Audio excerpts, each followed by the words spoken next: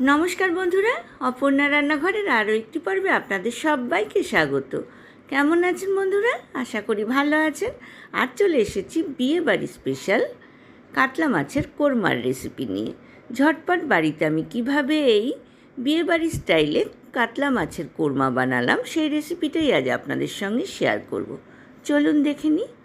তার জন্য নিয়ে নিচ্ছি আমি 6 পিস কাতলা মাছ, ভালোভাবে ধুয়ে জল ঝরিয়ে একটা প্লেটের মধ্যে নিয়ে নিয়েছি।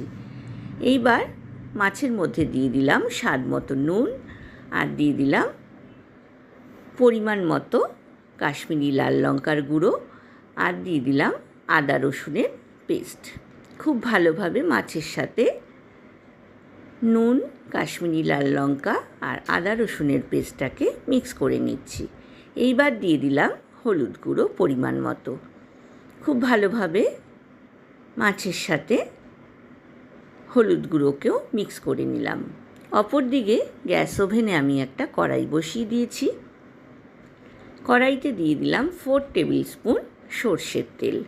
তেলটা গরম হয়ে যাওয়ার পর আমি মাছের পিসগুলো কড়াইয়ের মধ্যে দিয়ে দিচ্ছি। 2 পিঠ হালকা বাদামি করে ভেজে তুলে নেব। মাছগুলো ভাজা হয়ে গিয়েছে, আমি তেল থেকে মাছগুলোকে তুলে নিলাম। বাকি মাছগুলো কড়াইয়ের তেলের মধ্যে দিয়ে সেই মাছগুলোকেও ভেজে তুলে নিলাম।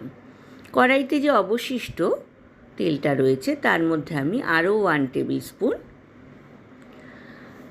রিফাইন অয়েল আর 1 টিস্পুন ঘি অ্যাড করলাম। দিয়ে দিলাম 2 ছোটো এলাচ, 2 লবঙ্গ আর 2 দারচিনি। এইবার দিয়ে দিলাম 3 টেবিল স্পুন পেঁয়াজ আর রসুনের পেস্ট।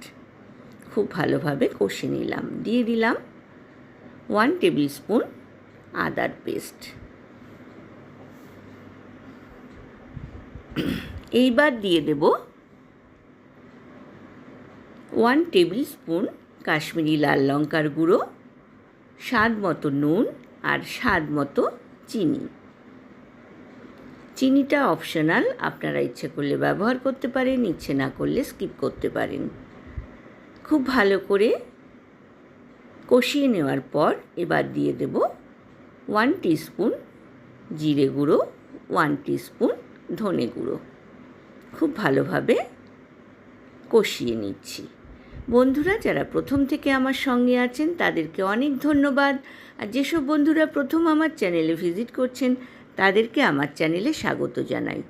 এইবার দিয়ে দিলাম 3 টেবিল স্পুন ফ্যাটানো টক দই। টক দইটা কিন্তু ফেটিয়ে নিতে হবে অবশ্যই, তা না হলে কিন্তু গরমে দিলে টক দই ছানা কেটে যেতে পারে। একটা বড় সাইজের পেঁয়াজ আমি বেরেস্তা বানিয়ে রেখেছিলাম, তার থেকে অল্প একটু বেরেস্তা প্রথমে এখানে ব্যবহার করলাম। আর 8-10টা কাজুর পেস্ট আমি মিক্সার গ্রাইন্ডারে বানিয়ে রেখেছিলাম, সেই কাজুর পেস্টটা এখানে দিয়ে দিলাম। খুব ভালোভাবে কষে নিচ্ছি।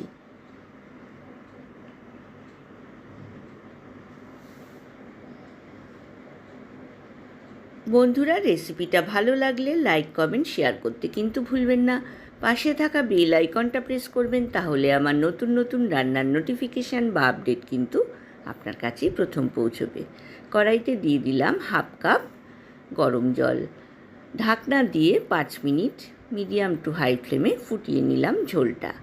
এইবার ভেজে তুলে রাখা মাছগুলো কড়াইয়ের মধ্যে দিয়ে দিলাম। উল্টে পাল্টে নিচ্ছি।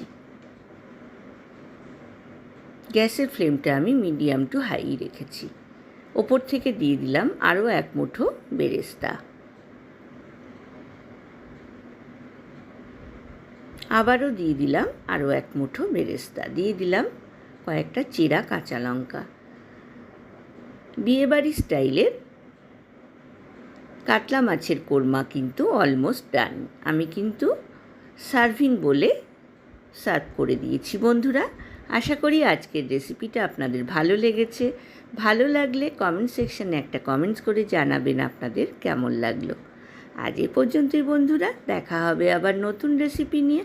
ভালো থাকবেন, সুস্থ থাকবেন। ধন্যবাদ।